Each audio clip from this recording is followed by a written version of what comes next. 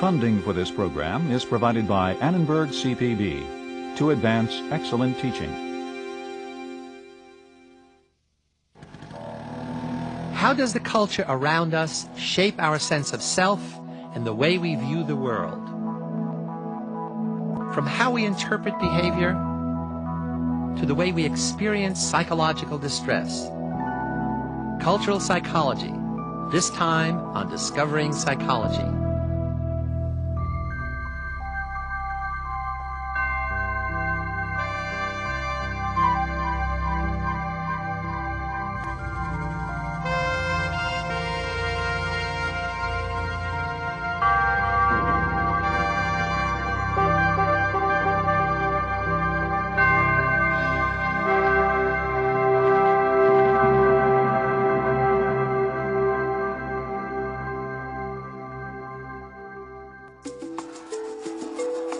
What is culture?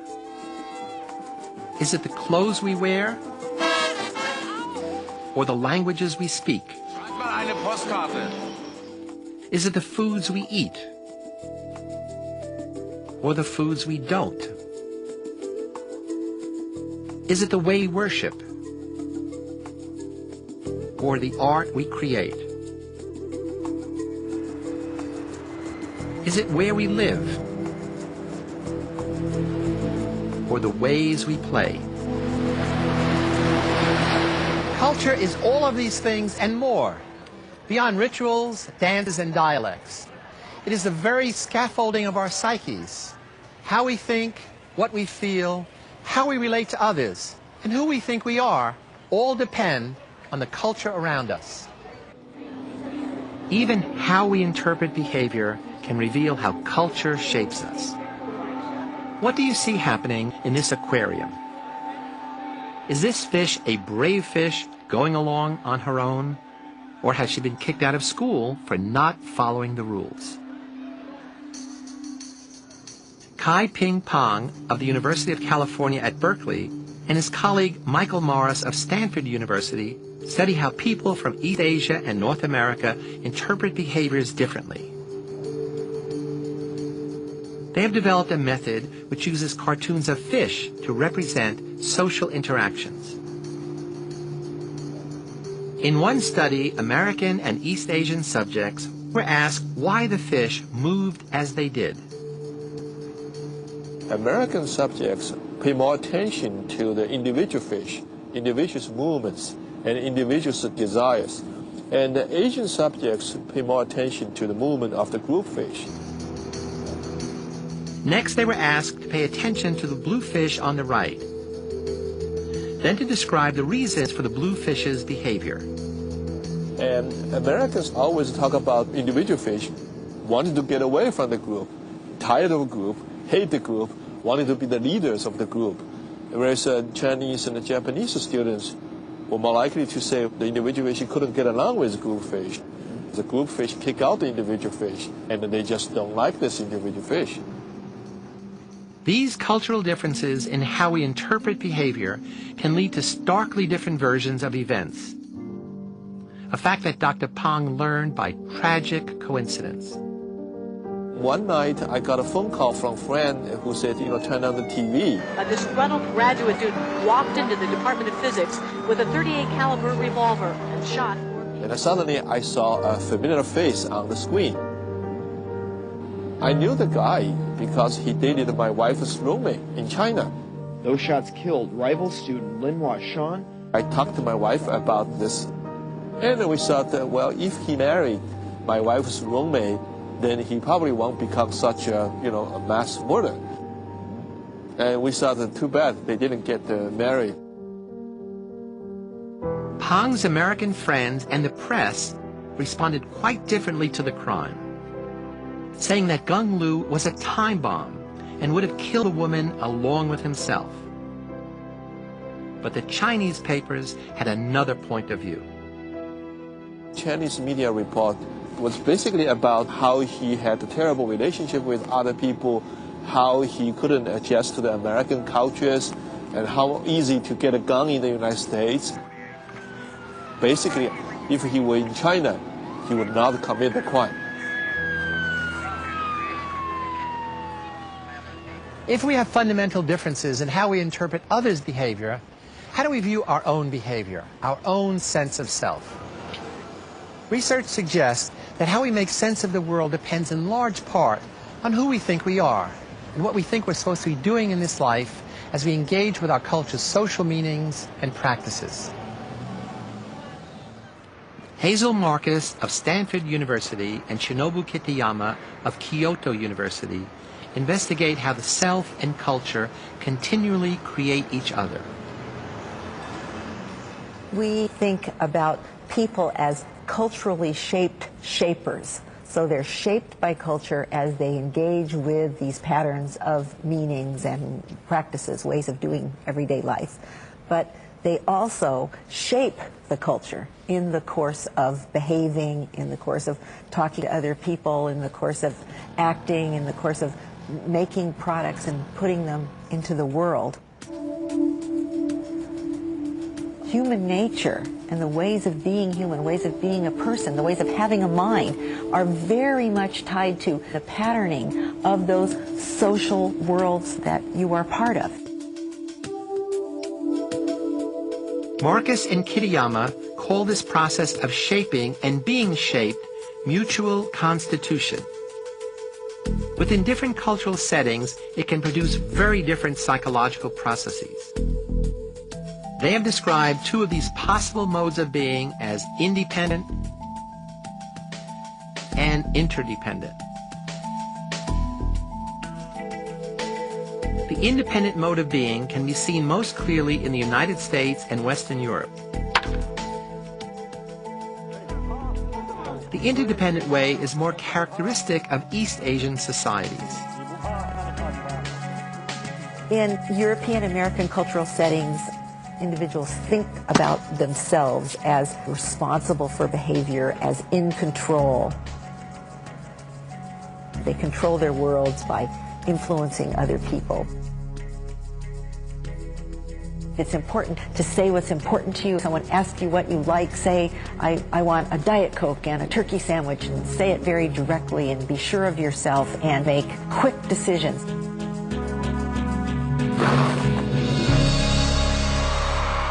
For many European Americans, making choices defines the self as unique and positive. It even influences how Americans treat their guests. At a party, American hosts will often say, "Help yourself." This statement would seem odd to many East Asians. In Japanese cultural practice, greeting a guest wouldn't involve anything like offering a choice. You have to be attentive to your guest as a host, and if you're attentive enough, if you're a good enough person, morally adequate, then you ought to be able to tell and be prepared enough to offer what is good for this particular person. This attunement to others' needs emanates from many sources in East Asian culture. One of these sources is Buddhism. Buddhism emphasizes sympathy, compassion, and transcendence beyond individual desire. Over the centuries, this powerful spiritual value has created a tendency to emphasize the well-being of others.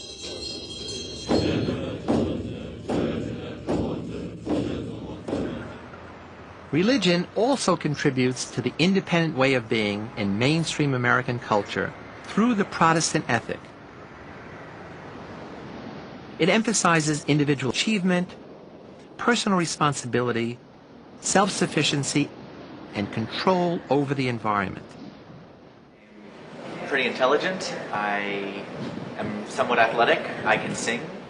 The different understandings of the self can be seen in how people talk about themselves. I'm stubborn. He's intelligent. Marcus and Kitayama videotape students describing themselves at Stanford University and at Kyoto University. I would say that I'm hardworking and optimistic and pretty organized. American students in describing themselves give about 4 positive attributes to every 1 negative attribute. I try to be friendly. She says she's friendly, which implies her relations to others, but it's as if the characteristic is inside her. She carries the friendliness with her. It's her point of view on herself.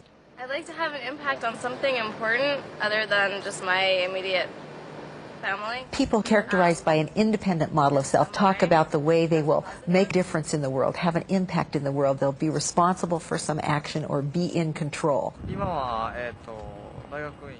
Japanese individuals hold many different views of the self. It's a way to meet the high standards of the group. She described herself very, very gambaru kind of person. Gambaru involves persevering, expending effort, working hard, and so on. And then moved quickly to so many negative things. Pessimistic, lazy, slow. The focus on negative aspects may be the beginning of self-improvement. You have to find something negative to correct and get better on.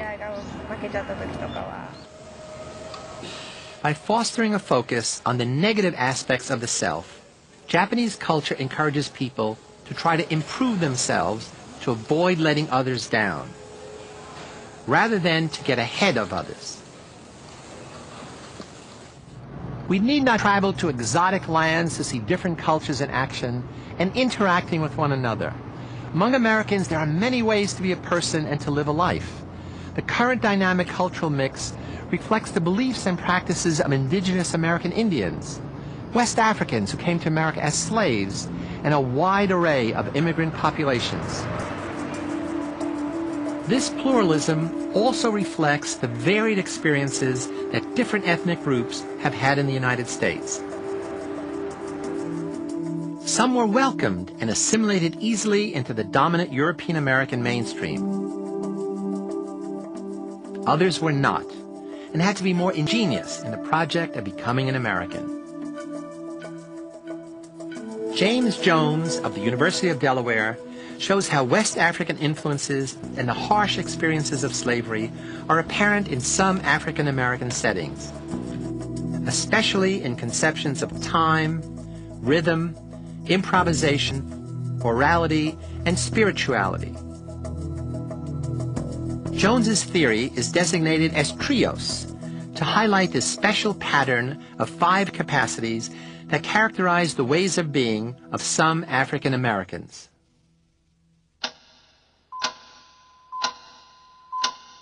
Time, for example, in mainstream America, is a commodity used to control the future, regulate our economy, and shape our behavior.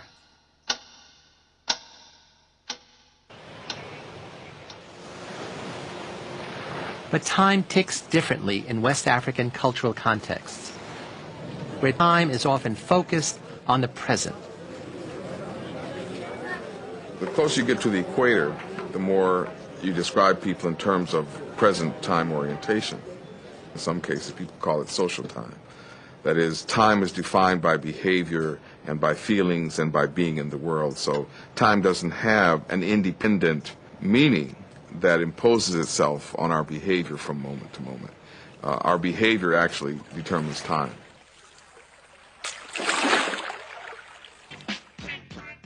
The West African understanding of time is apparent in contemporary African American cultural patterns, such as the emphasis on improvisation. Jones explains how present time orientation and improvisational skills can help African Americans navigate the undercurrents of racism. Racism is potentially present in every situation. How am I going to cope with that? How do I know whether a situation will value me as a person or not? And how do I create value for myself in a situation? Improvisation is really about problem solving in uncertain and difficult conditions, and being able to express who I am, how I feel in any given moment.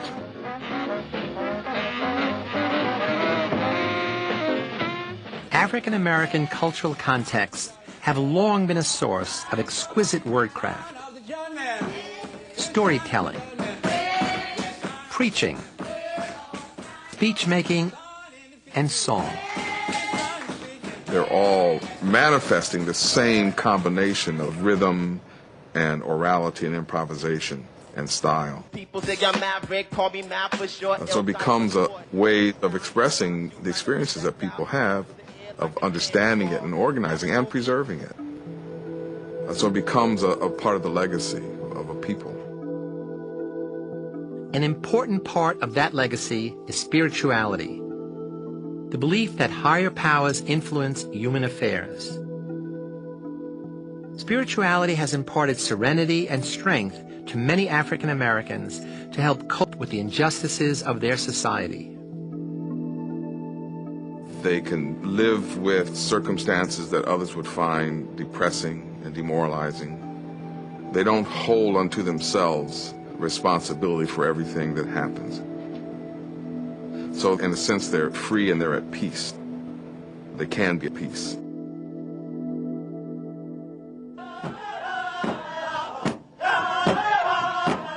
American Indians have also had to adjust to overwhelming adversity.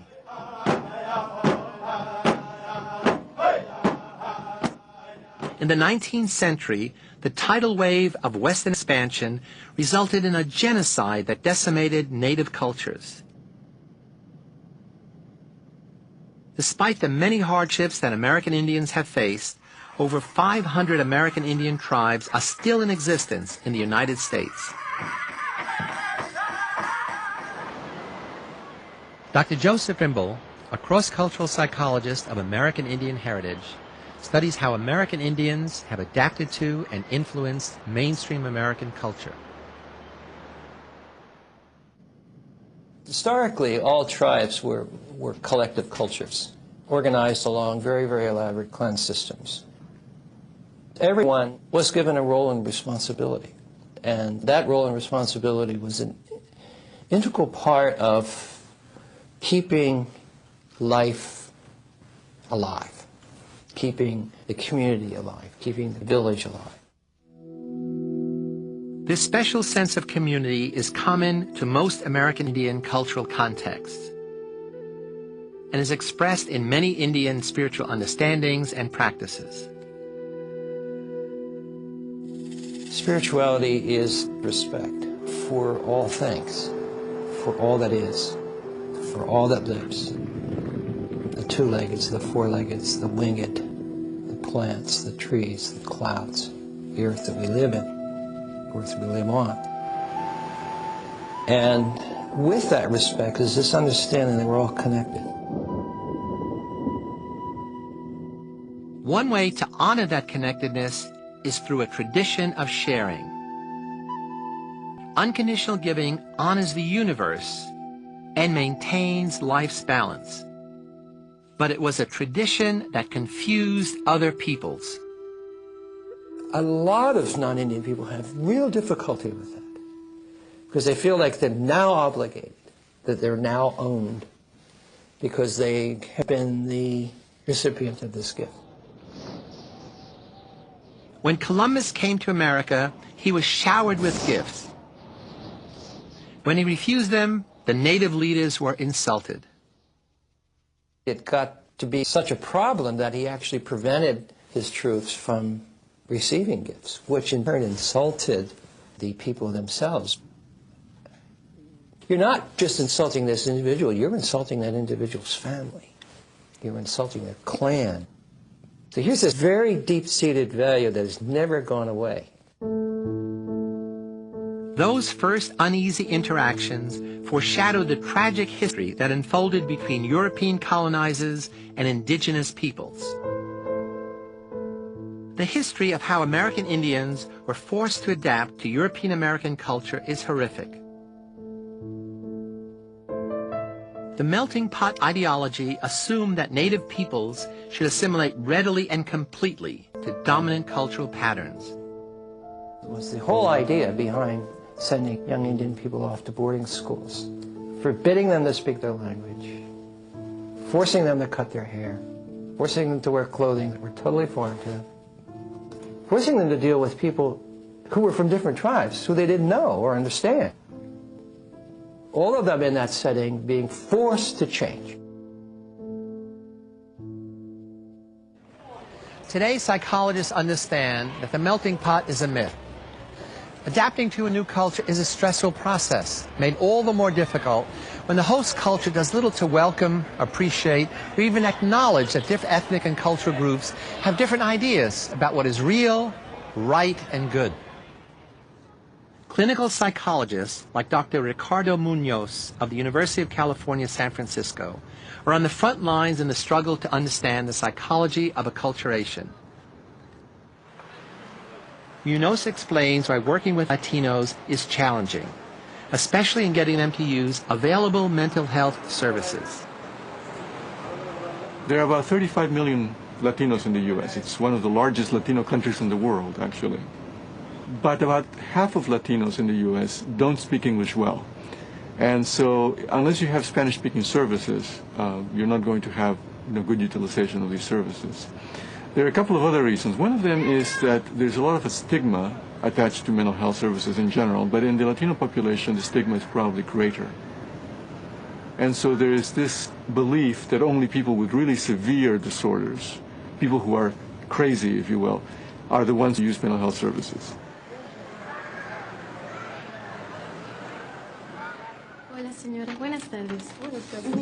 Because Latinos are less likely to rely on psychologists, Munoz takes psychology to the people, rather than waiting for the people to come to psychology. Such community outreach is becoming vitally important for the Latino community. A recent California study has shown that among Mexican Americans, the incidence of clinical or major depression is climbing rapidly, especially for those who have been in the United States for more than 13 years. For the recent immigrants, the rate of major depression was about 3%. For those who had been here more than 13 years, it went way over 7%. For those who had been born in the U.S., it was 14.4%. In general population, the rate is about 17%. So it looks like the longer that people stay here, the more like the U.S. population they become in terms of depression. Why are rates of depression among Latinos increasing over time? Cultural psychology offers two explanations. The first is that the longer immigrants stay in the United States, the more psychologically distressed they become. When immigrants come into the U.S., they still have strong ties to their country of origin. They have contact with their families and so on. As they stay here longer and longer, those contacts become fewer and fewer. One of the things that may be happening is that their support system starts to break down. Social support is vital to everyone's mental health. But having friends and family may be even more crucial to well-being in Latino contexts.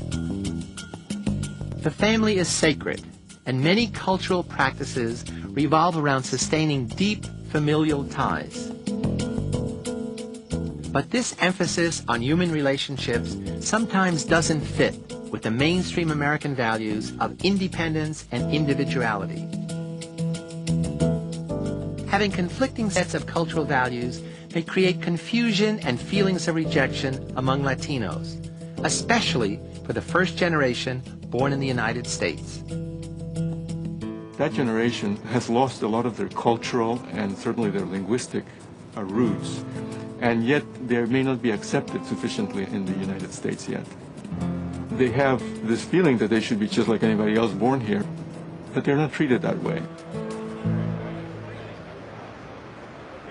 A second explanation for the rise in depression rates is that, ironically, U.S.-born Latinos are becoming more American.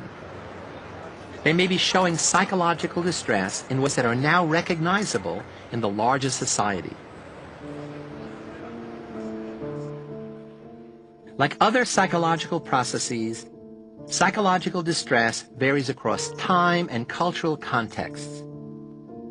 The ways of being distressed in contemporary United States culture differ from those of Freud's hysterical patients in 19th century Vienna, from trance states in Bali, or from the disorder of running amok among males in Malaysia.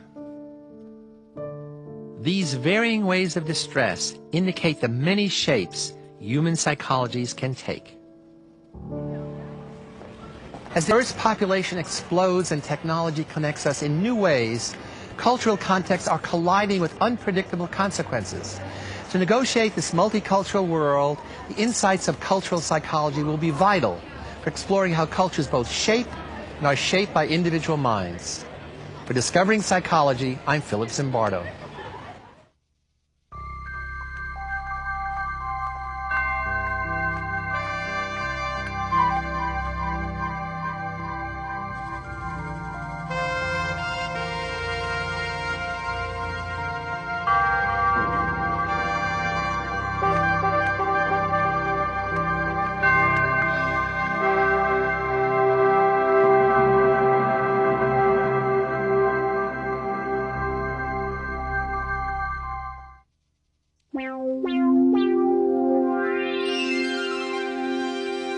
Funding for this program is provided by Annenberg CPB to advance excellent teaching. For information about this and other Annenberg CPB programs, call 1-800-LEARNER and visit us at www.learner.org.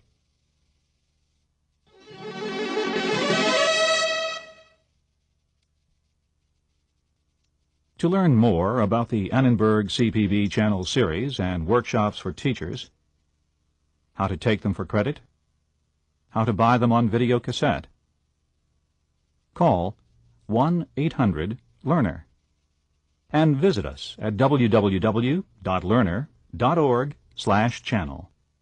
The Annenberg CPB Channel.